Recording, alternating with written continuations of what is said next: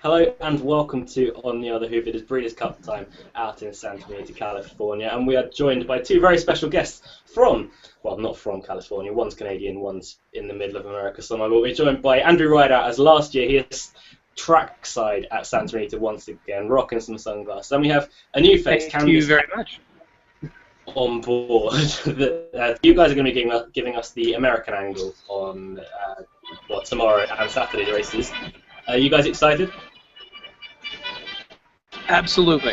It's a lot of energy here. It's been really good at the track, like I was saying in the mornings, and people are really excited. And frankly, everybody's just stoked to get the show on the road, so to speak. One of the things though that I should mention that a few people have been talking about before is that as a rarity in California, there's actually rain in the forecast. It won't be a lot of rain, and it probably won't affect the racetrack, but there is expected to be some precipitation on both days. Fair enough. Well, we'll hope there won't be too much rain because I've picked all fast ground horses now, but it would favour English horses nonetheless. We have, well, maybe two people that you're used to. Adam Webb, who for once isn't the girliest person on the video, he might still be in fairness. Callum Medell, maybe in and out, and I'm always here as normal. We're going to get stuck straight into the action though. Callum may be in and out, as we said, he might not even be here at all, and Andrew has laptop battery worries, but we're going to take on the first race, the Breeders' Cup Juvenile Turf. A lot of English raiders here, so I'm going to start off with Adam on this one. Of the English raiders, what would you have down as our strongest chance of a win, Adam? Well, you've obviously got War Envoy and Commemorative as the main two. Sadly, Actor Bante isn't running, and I'm absolutely gutted for Hugo Palmer because he's been so excited this week about running the horse at the Breeders' Cup, and unfortunately he's injured his foot on the stalls, so I'm gutted for him. I really like Commemorative. I mean, he won a really good Doncaster maiden before stepping up and winning at Group 3 level over a mile at Newmarket. I think the ground will be perfect for him. I think the track will suit him really well. James Doyle is able to take the ride because his ban comes into effect tomorrow. And I think that he's more likely to win than War Envoy. I think that, although War Envoy has had enough time, I think he's had enough races this year. The favourite, I have to give Hootenanny a mention. He's all about speed, and I'd be really, really worried about him in this race. I just think he'll be having to force the pace, or they'll ride him differently, and that could go completely wrong. And I cannot have Hootenanny at all in this. Yeah, that's fair. I'm completely in the same boat with Hootenanny. All speed, backing at 10-3 over here is no value for me whatsoever. Frankie Dettori, of course, taking the ride. I am completely in the same boat as Adam, unfortunately, with Commemorative. Was really impressed the last day when winning at Newmarket. Doesn't really do much in front. However, with the amount of speed in this race, you wouldn't say that's a necessity that he has to go from the front. He's proved in winning his maiden at Doncaster that he didn't really need, well, he was up there with the pace, but he didn't make it. And he was a bit green on debut at Sandown, which was easily forgiven as he then won a very strong maiden. And he's also won a group contest. Now, he looks to be coming on for racing. James Doyle, as Adam alluded to, takes the ride. I think he's a really solid bet, about 15-2. War Envoy, people seem to be thinking will improve for a mile. The only sort of worry about that, the only time he's tackled 7 furlongs behind Estid Car, that was a really slowly run race. So for me, I think he may have just been a bit faster than Estid Car in a sprint finish, but still couldn't get to him. So I'm a bit worried about War Envoy. Personally, big shame that Actor Bante couldn't turn up. And Wet Sail, I'm not really sure why Charlie Fellows has brought him over, because he's a soft ground horse. Andrew said there is rain in the forecast. He'll need a lot of rain to really be seen to his best. However, he steps up in trip for the first time. You need to find a lot of improvement. Jamie Spencer takes the ride, but it's hard to make a case for Wet Sail at about 16-1. So for me, I'm with Commemorative. We've also got another one in the race now. Faithful Creek is now in because Actor Bante is out. The first one gets in for Brimey and Kieran Fallon. He's a big prize. He was beaten by John F. Kennedy last time out, but I don't think he'd be good enough here. But it could be a big prize. It's hard to make a case for Faithful Creek, isn't it? On to the American Raiders now. Andrew, your primary idea of the winner would be? The Juvenile Turf. Well, I'm a little biased in this one. I'm close friend with the owners of Dan Boy, who is a definite long shot in the race, but I think he belongs here. If you look at his his past performances, the horses look good, and I think this probably one of the more like lot races. I think we're probably going to see a big odds here. And so I'm thinking Danny Boy has a pretty good shot at this. But the other one that I sort of like too is Lawn Ranger, who, if he gets the same type of trip that he got in the Bourbon, I think we could see him kick on. The other interesting thing about Lawn Ranger too is that despite having 3 races in the U.S. under his belt already, he gets LASIK's first time, and we all know that that can be a big issue here. So I would say on this race I'm spreading and probably 2 big each way bets on Lawn Ranger and Danny Boy. You're looking to get off to a big start then, aren't you? Well, absolutely. Why not? Right. Candice, you agree with on Danny Boy as an each way prospect, don't you? I do. I'm not biased, and Danny Boy is the one that I liked Activante here, but he's not running. So Danny Boy's all I'm left with. He's drawn second to the outside now that Faithful Creek is in. So people were kind of knocking him because stall, but I think he just drops out the back, so I'm not really worried about him having drawn wide here at all. His race is just completely fit in here, and he's going to be, this will be his second time back on the turf after having ran on the dirt before that. He just fits, I think, from a pace scenario. I expect there to be quite a bit of speed here with Hootenanny and with Luck of the Kitten. Both of them are very, very quick. And I've kind of explained to you for that reason I don't like Commemorative in this race, because he tends to want to race prominently, and he's drawn in between the 2 main speeds in the race. And, I think he's longer odds for you guys, but he's 8-1 morning line here, and I'm not going to take a shot with, a single-digit horse being a baby and, trying to kind of, have to bet him on what would be a discipline test.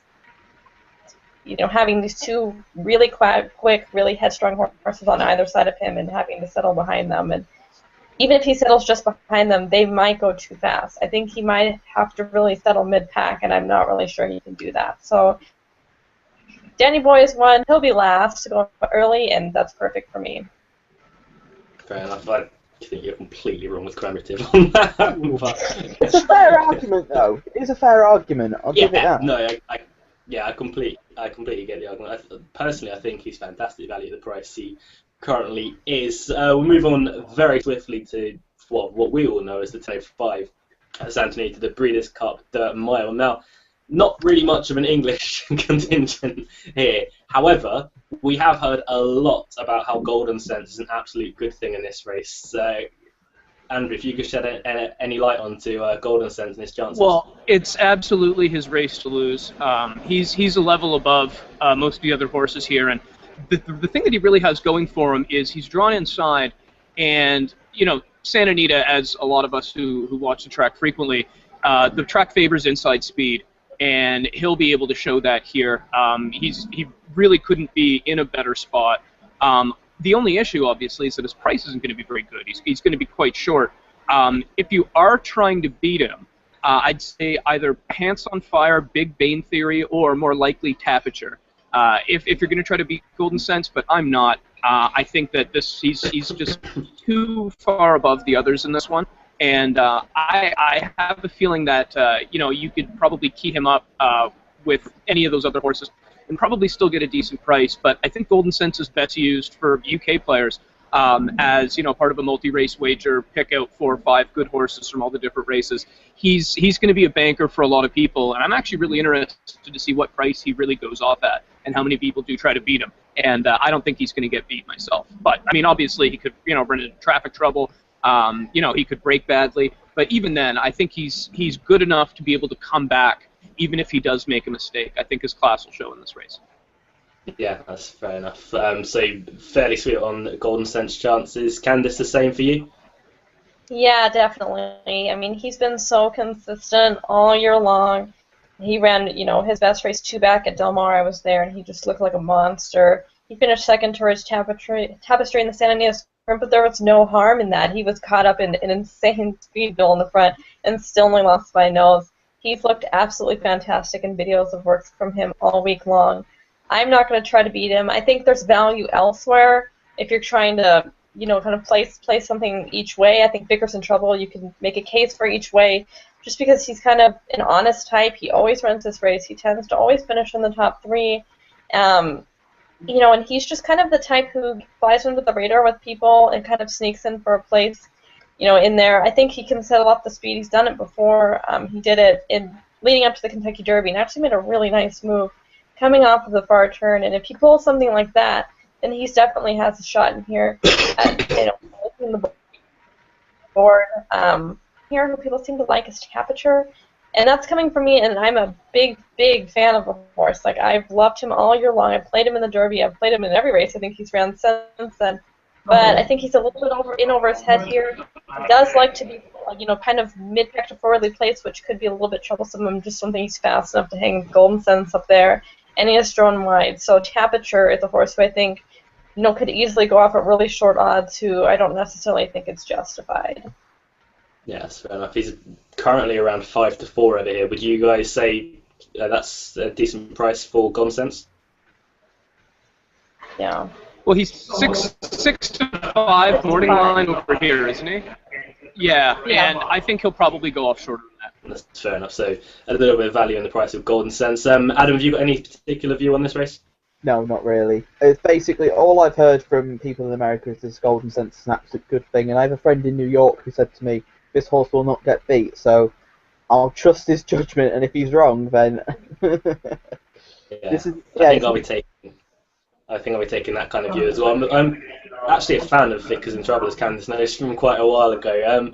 It does stay a little bit further than this. This probably be around the right trip. So if they do go hard up front, that could really play into Vickers and Trouble's hands. However, not really a race that I'm going to be getting too involved. They probably use Golden Sense on the back of your guys' recommendation to boost up a few doubles and trebles, but it's not really a race that I'll be getting too strongly involved Here, just in. a second. I've got horses coming here. Check this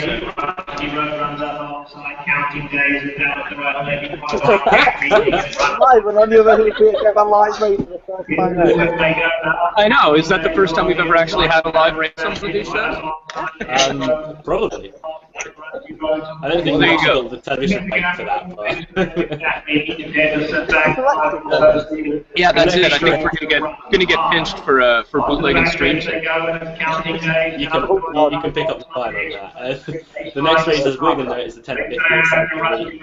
The British Cup Juvenile Fillies Turf. It's one probably headed by. Counting days down on the rail, Expo, Andrew? Yeah, yeah. Microphone before we do this, yeah. We didn't hear a word you were saying, Luke. It's not a bad thing, because I talk a lot of crap. Basically, what I said was, the Breeders' Cup Juvenile Fillies Turf is next. There's a small English contingent in this, probably headed by a sailor. However, Adam, me and you aren't really big fans of a sailor here, are we? Not really, but her and Qualify represent the Moyglare form, and the Moyglare form is absolutely rock solid. The sailor, I remember when she won at Ascot, and I remember saying to you that if she stayed a mile, I'd be shocked. And unbelievably, I think she has proven that she will probably stay a mile, which I'm really surprised at. The one that I actually like in the race, and it seems a really unoriginal selection, but I am a huge fan of Sunset Glow, who came over to Royal Ascot and has got the form in the book behind Cursory Glance. I think she'll have no issue with the mile, and I think she is the one to beat here. I think Qualify is probably the main danger, but, I mean, people can say about the draw, about being drawn on the outside. I mean, I'd say that you could see that as a negative, but Ryan Moore will get across, and quite a few people are quite sweet on this horse's chances. But Sunset Glow would be my idea of the winner. Yeah, completely agree with your view on Qualify, obviously very closely matched with a sailor. It's just, I don't know what it is about a sailor, I've just never really warmed to her at all, really. I was on the Dubai Racing Channel on King George Day, and I couldn't really have her whatsoever, and she ran fantastic race, but actually winning and making me look foolish. But what horse did you like that day? The what? Which horse did you like in that race? Murakaba.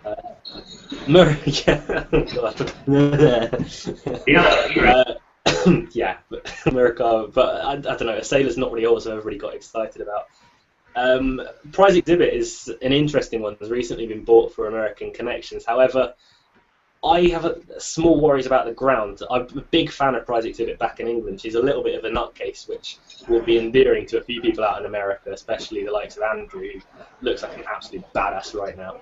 But Prize Exhibit would probably appreciate softer ground, I would think.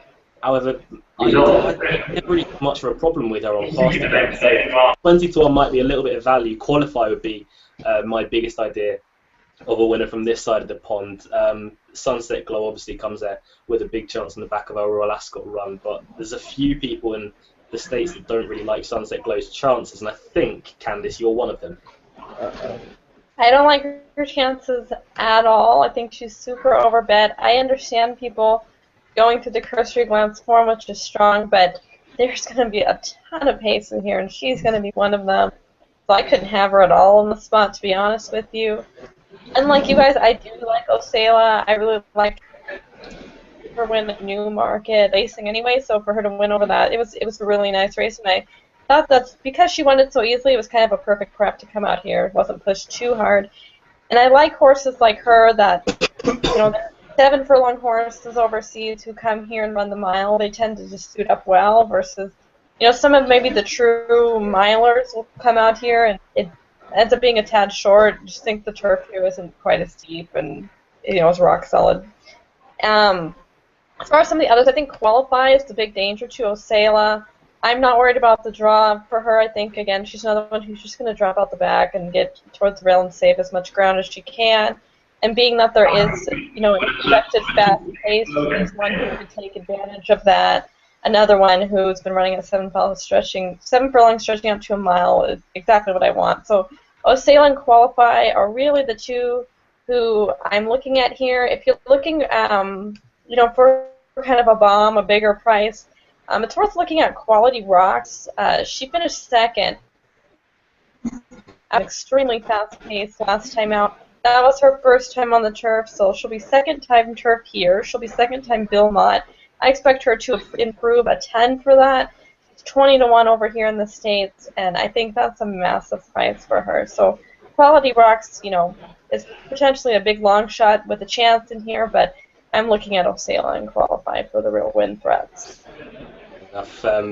Andrew, Candice is looking at our horses for win purposes in the Juvenile Fillies Turf. Are you much the same, or are you sticking with your guy? I'm on Lady Eli in this race. That's the pick for me. I think if you look at her last, you know, the 2 races that she's ran before, the first one was a really nice maiden win, but that win in the Miss Grillo against some really quality runners there, she showed sort of some versatility. In that one, in the Miss Grillo, she ran much closer to the pace. Was never really more than a length and a half or 2 back.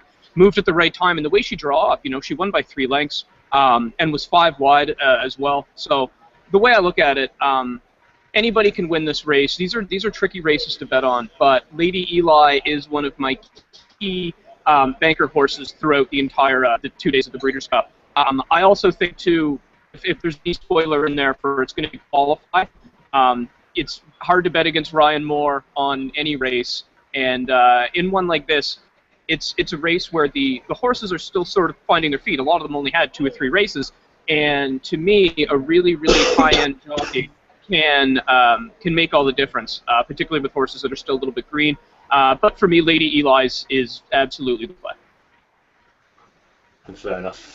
Fairly strong on Lady Eli then. What was that? Fairly strong on her then. Yeah. Yeah. Couldn't quite hear you. It's because you're outside next to a tannoy. The final race we're covering on day 1 of the Breeders' Cup is the Breeders' Cup Distaff. It's more of an American feel of this. We've got L'Amour de ma Vie, who I'm sure me and Adam will mention in a bit. But Andrew, you've got one of your best bets of the meeting, haven't you, running here with Close Hatches? Absolutely. Close Hatches is another key horse for me through the entire 2 days. With Beholder out of the race, I think that it really sets up well for Close Hatches. I'm not that afraid of Untappable, who's the favorite right now. Close Hatches, people saying, you know, you can't bet her, look at that last. Every horse throws a crappy race every once in a while, right? And I think she was due for that one. And I think watching her in the mornings, I watch Close Hatch's work, and what they do is they actually wait until all the other connections or all the other horses are off the track, and then they work her alone. And the interesting thing that I noticed was that they it's interesting.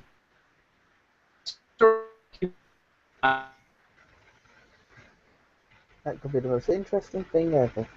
Yeah, we will come back to that, Andrew, because we're having internet problems with that. Candice, are you Close Hatches or Untappable, or any other? Hatches, I think without Beholder in here, Close Hatches is Lone Speed, which is, to me, but perhaps the classiest horse in the race. And below Speed is, one of the best angles you're going to find. She isn't the favorite because she, like Andrew was trying to say, she threw in a clunker last time out at Keeneland. And I've watched that race probably about 25 times, and there's no excuse. There's nothing you can pull from the race and be like, this is why she ran bad. She just ran bad. But with her not being the favorite now, you have a slightly better price with her. So I think she's still very much worth having on. I'm not worried about Untappable. She was the horse to have last time out, but I thought she looked horrible finishing that race. I had money on her, and I was so scared as she was drifting back and forth, weaving down the stretch. So I'm definitely on Close Hatches in this race. It's just not that often that you get the classiest horse as Lone Speed and not favorite status. Fair enough. You actually tipped Untappable to me last time, I think, and she was it was crazy, scary moments. For me, I was sort of leaning towards Untappable in this race with sort of the break coming into her last race. Surely a bit of improvement would be expected this time around. I'm not so sure. I think, that was a mile and 16th last time, and a mile and 8th. She can do it, but it's a little bit tougher for her. And it is kind of worth mentioning that, there's a little bit of an asterisk in there, but her one really poor race came at Santa Anita, given she was impeded by a horse who broke it. Kind of just really didn't look like she ever loved the surface. Again, that was as a 2-year-old. But, she's in here now. She's drawn out wide again. See, Close Hatches will go up to the front. So it doesn't matter that she's wide. Untappable's going to want to rate. And I think she can easily get caught, like 3 wide on both turns. And that's just going to be a tough ask. Fair enough. Well, you guys have completely put me off Untappable tomorrow. The only sort of horse from, the away team will call us, is L'Amour de ma Vie, Adam. Interesting to see how she takes to the dirt, though.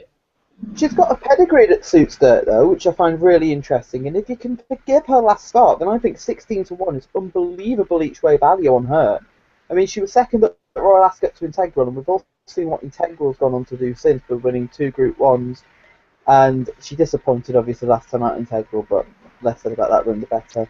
Out of the main 2, I recall putting Close Hatches up as one of my bets of the week last year. And that didn't. I don't think any of my bets of the week went to plan. We won't talk about that. We will not talk about the feud. Maybe later. Hey, the good thing is for you, there's no magician this year, so. Yeah, but there's no feud. There's no feud either. She's not here. So you can just get your own horses beat this time. Yeah, exactly. Oh, I like Close Hatches. I think at the front 2 in the market. The last run. You can just forget that. You can forgive it as well, because every horse is entitled to one bad run because they're not machines.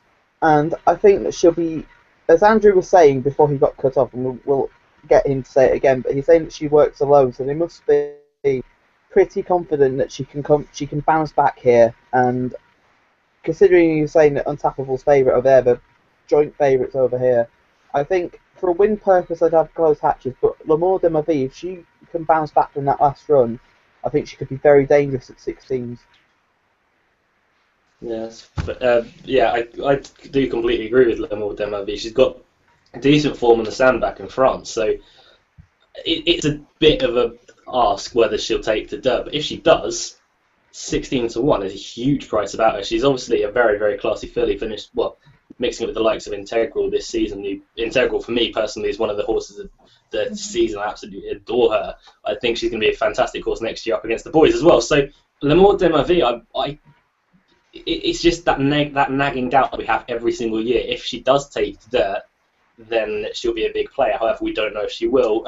I, as I said, was quite a fan of Untappable, but I've kind of been cornered and told not to. But I'm going to stick with Untappable, just for the reasons said before. I was coming off the back of a break last time. I'm going to be probably a bit controversial. I don't know how Rosie Napravnik is rated out there. I'm personally not her biggest fan, which is a drawback to that. But Untappable was a very nice horse last time. Hopefully she improves and builds on that effort. Close Hatches obviously warrants a lot of respect, but I'm going to go against you guys and try and look awesome if Untappable wins. One thing with Untappable, too, I forgot to mention, is in her last race, that was at Parks on Pennsylvania Derby Day, and the track was very much favoring inside speed, and she was off the pace outside, and so she put in a massive effort to win that race, too, and that's another thing I'm worried about, is that maybe she's a little bit over the top, or maybe that took something out of her, because for her to win completely going against the bias, against that nice of Fillies, it was really, really tough effort. Fair enough. You're doing everything possible to put me off Untappable. I don't want to hear you whining tomorrow, that's what. I will be whining nonetheless, no matter what. There'll be some ride I can pick out on what was he doing. Oh dear. I've got Callum selections. Callum selections. I was just about to ask for Andrew's selection. He's gone again. Callum's selections, Adam. Okay. The Juvenile Turf, he says that we must oppose Hoot Nanny over the trip. War Envoy, best of the European lot, and fits the bill of similar horses that have won and placed in this because War Envoy's the selection there. In the Dirt Mile, it is 5 words. Golden Sense doesn't get beat. Banker. The Fillies Turf, he really likes Qualify.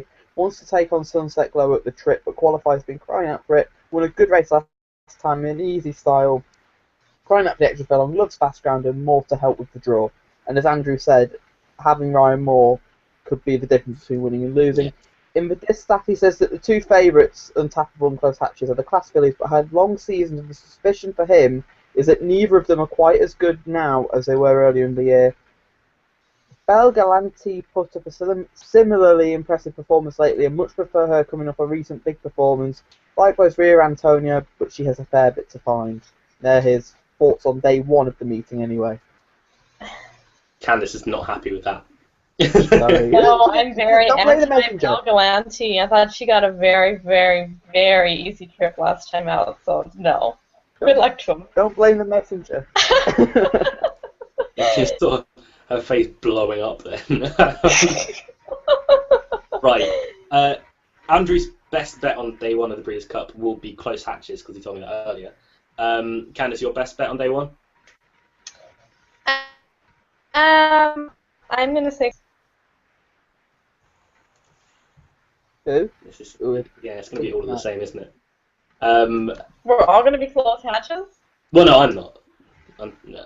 Oh. I'm going in an earlier race. I just said on the American side, it's going to be all the same. Adam, your best bet on day 1 of the Breeders' Cup meeting? I'm going to, just because of a price thing, I'm going to say L'Amour de ma Vie each way. I'm going to give her a chance. Right, well, that's me not backing L'Amour de ma Vie then. Shut up. I am going to put up Commemorative. I just really, really like him. I know Candice is really against him, but I really do like Commemorative tomorrow. We have planned this as we're going to do the day 1 video, then we're going to do a day 2 video very shortly. So we shall bid you goodbye for now. Hopefully we'll have Callum Medell joining us in the next, and we might discover what happened to Andrew Rideout. Stay tuned for that. But from everyone here on the other Hoof, for the moment, goodbye.